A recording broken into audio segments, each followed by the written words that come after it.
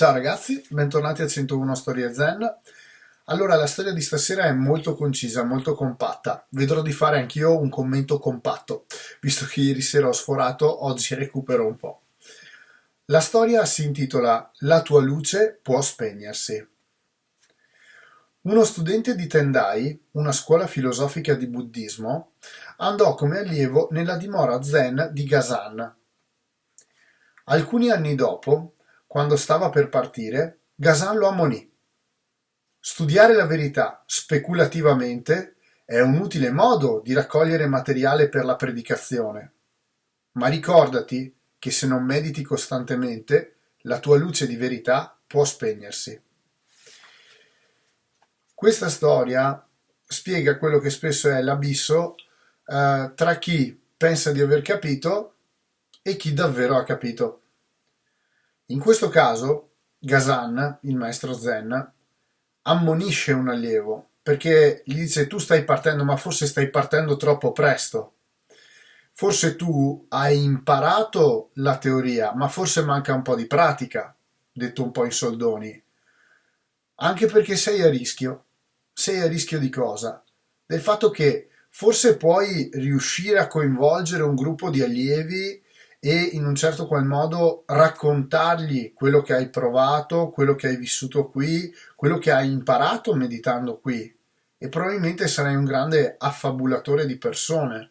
Probabilmente avrai tante persone che ti seguono, tanti discepoli, e come numeri va benissimo, ma sarai poi in grado, con quella che è un'illuminazione, quindi la sua luce, la tua luce, riuscire a continuare a meditare veramente? Questa storia cerca di rafforzare quello che è il divario tra un'idea di essere arrivati e esserlo per davvero. Il fatto di costantemente praticare in tatami, io saranno ormai 20 anni che pratico ogni giorno, tranne forse qualche domenica rara in cui non andiamo in gara. Ma se no, a praticare in materassina da lunedì al sabato compreso e anche più volte al giorno in diversi luoghi, partire dalle scuole, al palazzetto, altri palazzetti dove siamo magari invitati per gli scambi, alle gare, ai criterium dei bambini, cioè siamo ovunque e stare sempre in prima persona a contatto con la disciplina in materassina, a praticare, a provare, non a dire di provare, a fare, quello farà la grande differenza sul lungo tempo tra molte persone che possono parlare di un'attività e altre che possono dire e raccontare questa attività. Quindi cosa dice il maestro Zen? Dice attento, perché predicare e basta non vuol dire comprendere veramente lo Zen. Predicare può essere solamente una brava capacità, una brava dote oratoria, quindi di chiacchiera. Cerca sempre di distinguere quella che è la luce che tu hai da dare agli altri, l'energia positiva, il buon esempio, perché altrimenti si spegnerà. Quindi lui lo ammonisce, ma per farlo riflettere, per farlo ragionare, non per in un certo senso cercare di mandarlo via, come dicevo nella storia di ieri. Lo Zen cerca sempre di far aprire la mente, ha una soluzione che ancora non si è vista, ha una soluzione che non si è ancora afferrata ma che sta arrivando. Per gli insegnanti del judo o comunque di aikido o altre discipline, anche insegnanti nella scuola in generale, viene quasi da pensare come quel bambino che pensa di aver capito cosa voleva dire un testo, ma in realtà quel testo non lo ha ben capito. Ha capito forse i concetti fondamentali, ma quei dettagli che farebbero la differenza sul racconto mancano.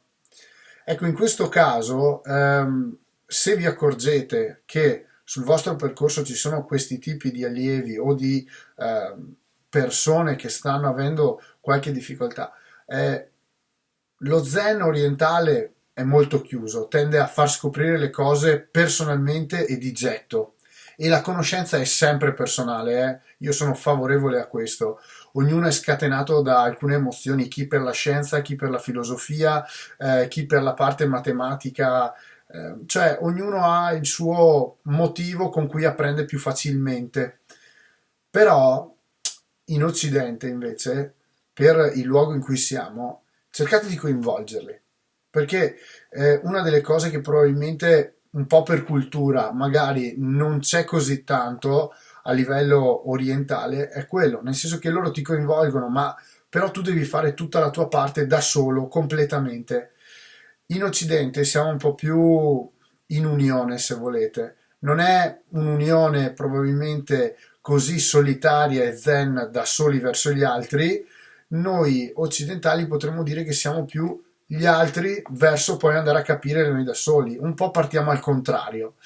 Ma non c'è un giusto o un sbagliato, secondo me, su questo tipo di approccio, perché partire da A a B o da B ad A, se alla fine ci capiamo e ci conosciamo tutti e due, siamo in questo mezzo che va bene, siamo in questa relazione e non siamo o in A o in B, siamo nel tra. E questo è quello che dovremmo sempre cercare. Quindi una mediazione. Attenzione a quello che va dicendo il maestro Gazan, cioè il valore del non spegnersi. Parlare tanto, tante volte, può farti avere tanta gente all'inizio, ma sul lungo tempo non ti resta più nessuno. Si accorgono tutti. E praticare, praticare e praticare, perché la differenza la fa solamente l'esperienza e la gente che ti vede come esempio che ci sei, ti capisce e ti segue. La gente che vede che ne parli, ti ascolta finché ha tempo. Quando non ha tempo perché deve imparare davvero, ciao. Quindi è giusto anche ricordarsi di continuare a studiare, a mettersi in discussione, a continuare a provare a vedere nuovi schemi da cui vedere le stesse cose, quindi nuove prospettive. Detto questo, io avrei finito per questa sera. Era una storia, come vi ho detto, molto semplice, però anche qui sempre con qualche pillola geniale da tenere a mente. Un saluto e alla prossima. Ciao ciao!